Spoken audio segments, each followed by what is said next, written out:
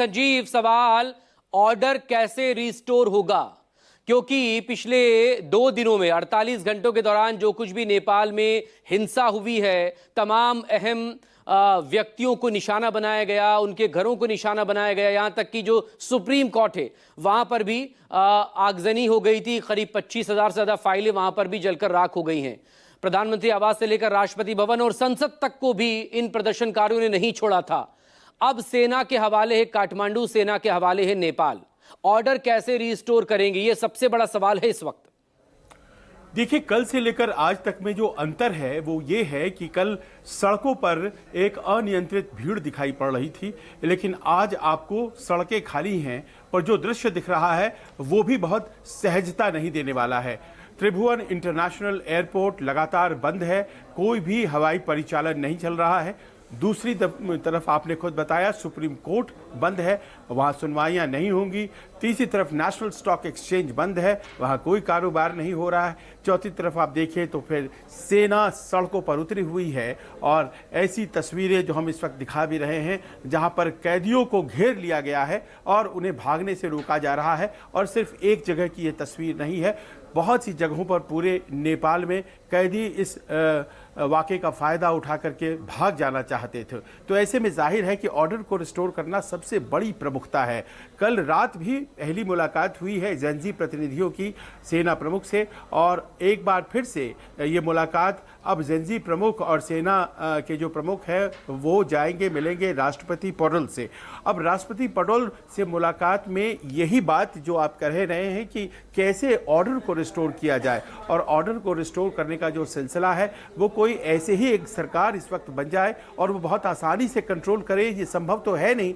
लोग ये चाह रहे हैं कि इस बार युवाओं के हाथ में कमान दे दी जाए और पुरानी व्यवस्था पूरी तरह से खत्म कर दिया जाए। पुरानी व्यवस्था खत्म करना अपने आप में एक बड़ा ही रोमानी आइडिया तो है, लेकिन ये अभी जो हालात है उसे कंट्रोल नहीं कर पाएगा मकसूद। लिहाजा जो सेना की भूमिका है आपको चंद दिन बहुत ज़्यादा दिखाई पड़ेगी। एक ये बात ज़रूर है कि अब धीरे धीरे बातचीत का जो सिलसिला है वो शुरू होगा और सड़कें जो हैं वो सूनी भले हैं। अगर हालात बेहतर होते हैं तो संभव है कि कल सुबह 6 बजे के बाद से फिर आम लोग सड़कों पर आने शुरू हो जाएंगे, लेकिन अभी अगले करीब 15-20 घंटे तो यही आलम रहने वाला है जी।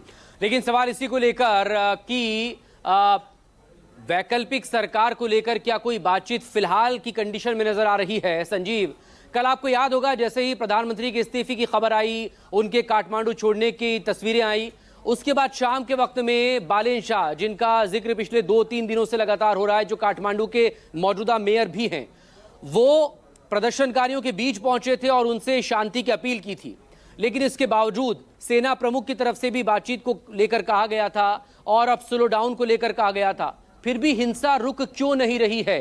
क्या जो प्रदर्शनकारी हैं, क्या जो जेनजी मौजूदा सरकार के विरोध में प्रदर्शन कर रहे थे, या सत्ता परिवर्तन के साथ साथ व्यवस्था परिवर्तन और सिस्टम को बदलने का नारा देकर जो सड़क पर उतर रहे थे, उनमें कुछ और ऐसे अराजक तत्व भी शामिल हो गए या उपद्रवी शामिल हो गए हैं, अगर और कठोर शब्दों का इस्तेमाल करें हम, जो हिंसा को फिलहाल रोकना नहीं चाहते हैं?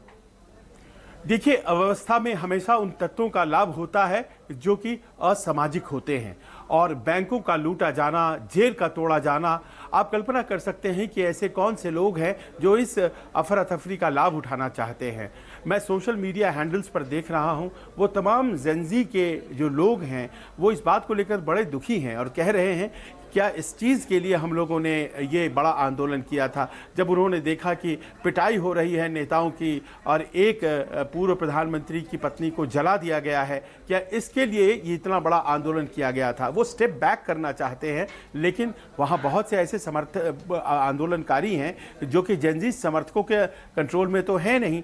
तो ऐसे में कहा जा रहा है कि ये जो पूरा सिलसिला है एक नए ऑर्डर को रिस्टोर करने और युवाओं को नेतृत्व देने का, ये फिलहाल रोकना पड़ेगा कुछ दिन या कुछ घंटे, क्योंकि इसके पहले की रेस्टोरेशन ऑफ नॉर्मलसी नहीं हो जाता हम कोई काम नहीं कर सकते हैं। लिहाजा बालेन शाह जिनकी बात आप कर रहे हैं वो भले ही जेनजी का समर्थन समर्थन उन्हें हासिल है, लेकिन पूरे नेपाल का समर्थन क्या उसे हासिल है, ये देखना है। और इसीलिए आज की जो बैठक होने जा रही है राष्ट्रपति के साथ, वो बड़ी निर्णायक बैठक है, जिसमें कि संभवतः इस बात को एक बार फिर से रेखांकित किया जाएगा कि पहले ऑर्डर को बहाल कीजिए, बाद में ही हम फिर सरकार बनाने यानी कि आज की बैठक और आज की रात भी, क्योंकि सेना प्रमुख की तरफ से कहा गया था कि रात में किसी भी तरह की कोई हिंसा होनी नहीं चाहिए, नतीजे भुगतने होंगे।